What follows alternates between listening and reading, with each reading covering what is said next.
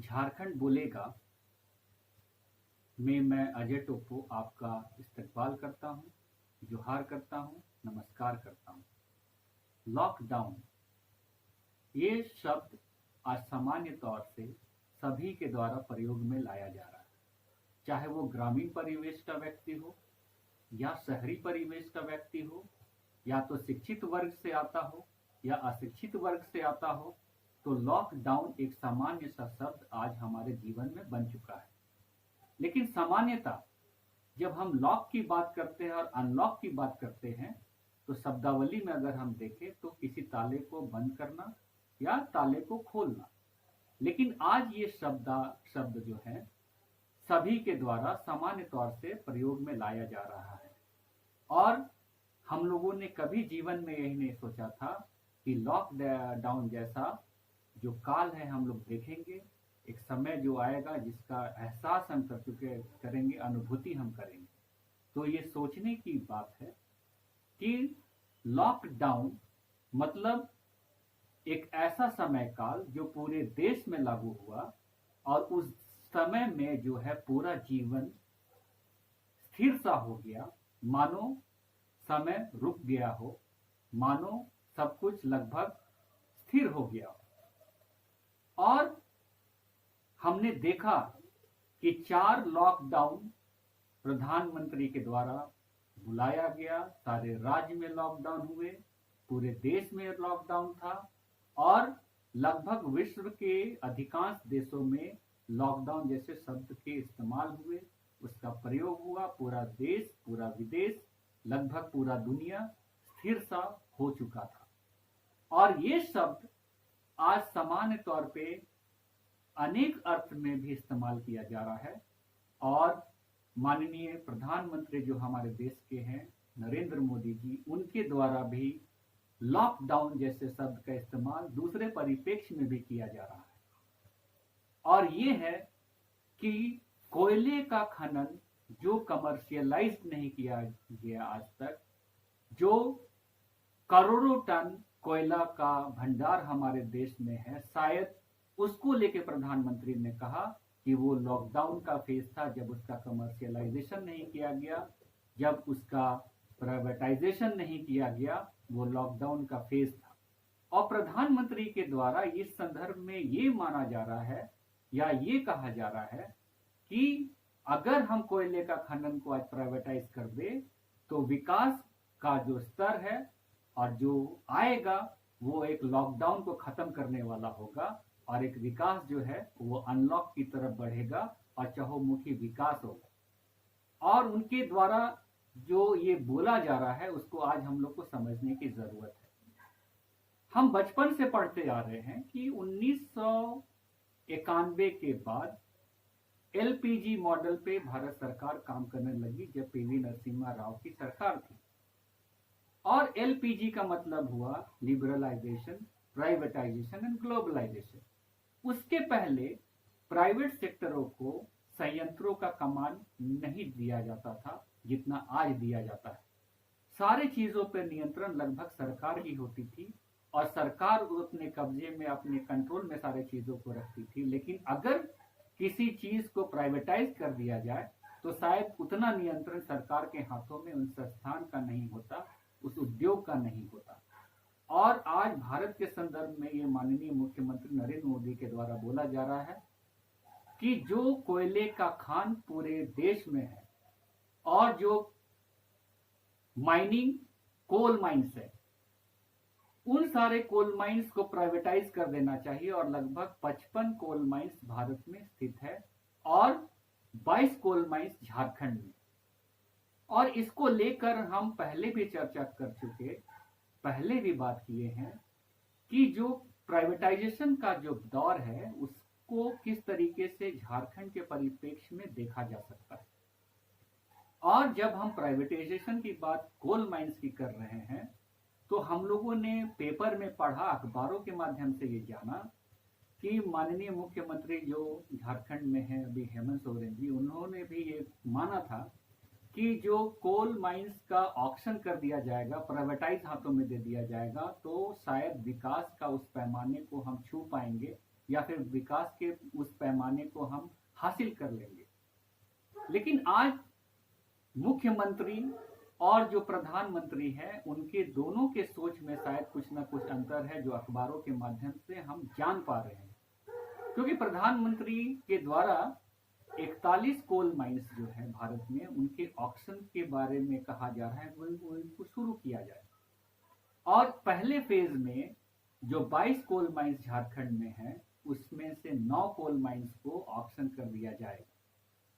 अब बात यह है कि आज हम लोग को ये समझना है कि कोल माइंस जो है उसके बारे में प्रधानमंत्री के द्वारा बोला जा रहा है कि लगभग 10 करोड़ टन कोयले को जो है 2030 तक उसको गैस में बदलने का काम किया जाएगा, जिससे चहुमुखी विकास पूरे भारतवर्ष की होगी। और हम जो है अधिकांश कोयला जो है निर्यात करेंगे, जिससे कि हम लोग के देश में ज्यादा आय होगा और हम विकास के पैमाने को उस स्तर तक छू पाएंगे। हमारा ये मानना है कि हमारे देश में जो संविधान लागू होता है उसमें अनेक अनुसूचियां हैं, और 7वीं अनुसूची में 3 तरह की एक सूची बनी हुई है, जिसको संघीय सूची, राजकीय सूची और समवर्ती सूची भी बोलते हैं। और ये फेडरल स्ट्रक्चर पे काम होता है। एक राज्य का अधिकार, एक केंद्र का अधिकार और एक समवर्ती अधिकार, मतलब जिसमें दोनों का अधिकार की बात होती है। लेकिन आज यहाँ जो मुख्यमंत्री जो हमारे प्रदेश में काबिज है, उस मुख्यमंत्री और भारत के प्रधानमंत्री जो केंद्र को नियंत्रित करते हैं, पूरे देश को में जिनकी नियमें लागू होती है, जो सिद्धांत और पॉलिसीज बनाते हैं, उनके दृष्टिकोण में भिन्नता आ गई। और आज हमारे प्रदेश के मुख्यमंत्री जो हेमंत सोरेन है, उनका मानना है कि इस लॉकडाउन के समय में अभी के जो हालात पूरे देश में बने हुए हैं उसमें कोई हड़बड़ाहट नहीं होनी चाहिए कि 9 कोल माइंस जो झारखंड में स्थित है उसको प्राइवेट हाथों में दिया जाए या उसमें हड़बड़ाहट कुछ दिखाई जाए। तो ये हम लोग आज विचार करें कि अभी के समय में भी आज जो हम बात कर रहे हैं कि किस तरीके से देश एक तरफ बाहरी आक्रमण से परेशान है, जब लोग शहीद हो रहे हैं हमारे सैनिक, दूसरी तरफ छोटे छोटे देश भी हम लोगों को आंख दिखा रहे हैं, जब बेरोजगारी का दंश झेल रहे हैं और कोविड-19 जैसा एक व्यापक खतरा जो हमारे सेहत को लेके है, जिसमें कि हजारों लोगों को आज दिल्ली, मुंबई और अनेक मेट्रोपॉलिटन सिटीज में अपने जान तक को गंवाना पड़ रहा है। उस स्थिति में हड़बड़ाहट एक जो है कोल माइंस को लेके उसको किया जा रहा है, और इसी को लेकर मुख्यमंत्री माननीय हेमंत सोरेन ने कहा है कि इसमें हड़बड़ाहट नहीं होनी चाहिए। इसकी हड़बड़ी क्या है कि 9 कोल माइंस को जो झारखंड में स्थित है उसको प्राइवेट हाथों में दे दिया जाए।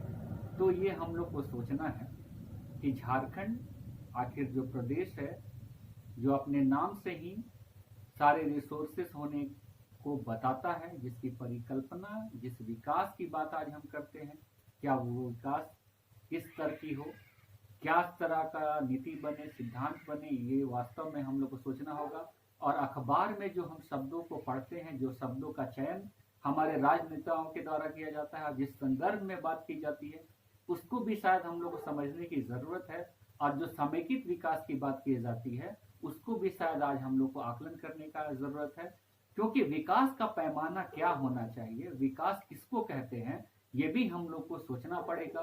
क्योंकि अलग अलग देशों का विकास को नापने का पैमाना भी अलग अलग है।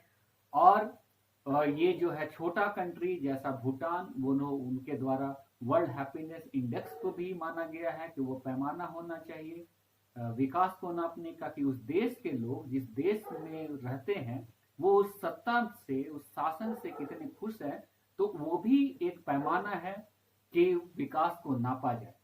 तो क्या हम जिस झारखंड राज्य में रह रहे हैं और 20 साल जो झारखंड राज्य को बने हुए हो गए, और जिस परिकल्पना के साथ झारखंड राज्य का निर्माण हुआ था और जितने लोगों ने बलिदान दिया था, क्या उस राज्य का आज निर्माण हुआ? क्या आज हम जिस राज्य की परिकल्पना के लिए अपना एक सोच रखे थे, क्या उस राज्य से हमें वो खुशी मिली उसके निर्माण के पश्चात?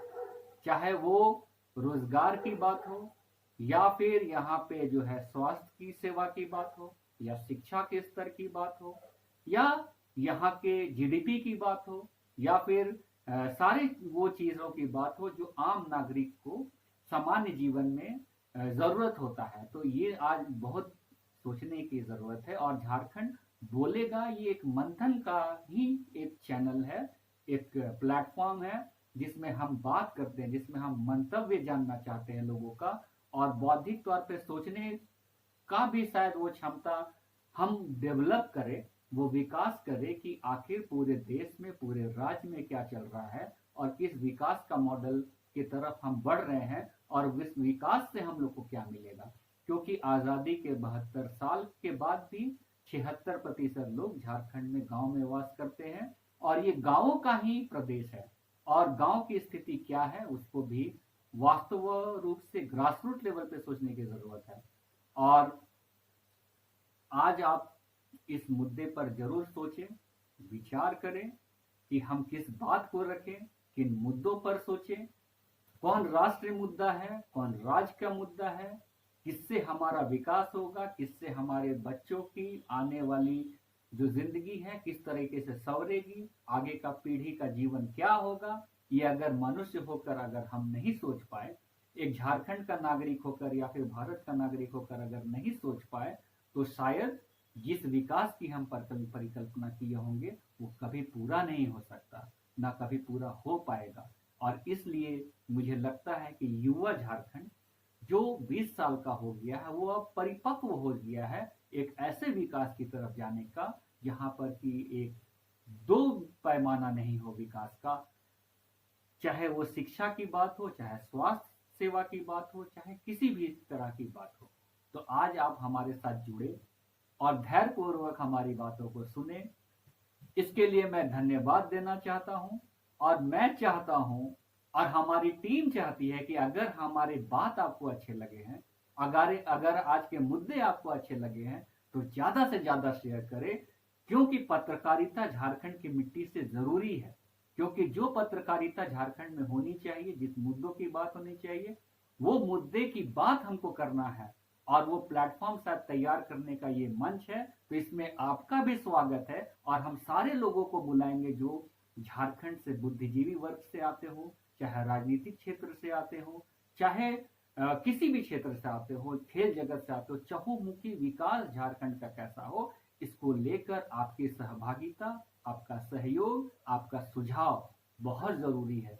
और इसलिए मुझे लगता है कि आप इस कड़ी में जुड़े और झारखंड के विकास की तरफ अपनी सहभागिता को निभाएं। और ये जरूरी नहीं कि मिलके किया जाए या फिर समय को गंवा कर किया जाए। आप कमेंट बॉक्स में अपने कमेंट को छोड़े, आप अपने सुझाव हमको दे कि किन मुद्दों पे बात होनी चाहिए, आखिर हमको क्या करना चाहिए कि यहाँ से पत्रकारिता जो है एक अच्छे दौर से गुजरे और यहाँ के जन मुद्दे, ज्वलंत मुद्दे, चाहे वो शिक्षा की हो, स्वास्थ्य की हो, या फिर किसी क्षेत्र की हो, वो ज्वलंत मुद्दा बने और उन मुद्दों पर सरकार काम करे और चहुमुखी विकास इस राज्य का हो। तो चलिए, बहुत बहुत धन्यवाद, आप हमारे साथ जुड़े हैं। जोहार, जय झारखंड, जय भारत।